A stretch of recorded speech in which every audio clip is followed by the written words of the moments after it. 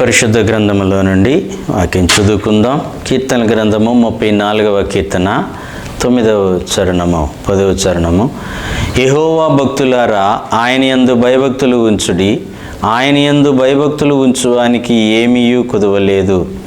సింహపు పిల్లలు లీమిగలవై ఆకలిగొనను, యెహోవాను ఆశ్రయించు వారికి ఏ మేలు కొదువై ఉండదు. ప్రియమైనటువంటి దేవుని సంగమా, యెహోవా భక్తులారా, ఆయన యందు భయభక్తులు ఉంచుడి.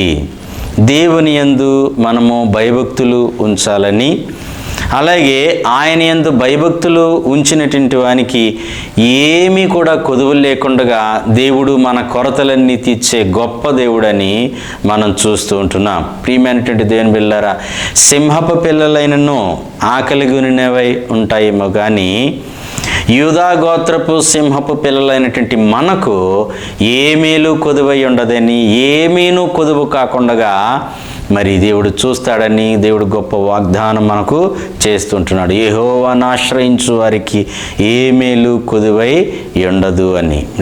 దేవుని బిడ్డలారా, నిజమే, మనము యూదా గోత్రపు సింహము అయినటువంటి రాజైన యేసుక్రీస్తు ప్రభు వారి యొక్క బిడ్డలమై ఉంటున్నాం గనక ఏ మేలు ఆయన కొదువు ఉంచుడు. అది నీ వ్యక్తిగత జీవితంలోనైనా, నీ కుటుంబ జీవితంలోనైనా, నీ వ్యాపారంలోనైనా, నీ వృత్తిలోనైనా, నీ పనిలోనైనా, ఏదైనా నీవు ఏ మేలు కోరి నీవు దేవుణ్ణి ఆశ్రయిస్తావో, దేవుణ్ణి ఆశ్రయించు వారికి ఏ మేలు కూడా కొదువుగా ఉంచకుండా కొరతలన్నీ తీర్చే గొప్ప దేవుణ్ణి మనం కలిగి ఉన్నాం.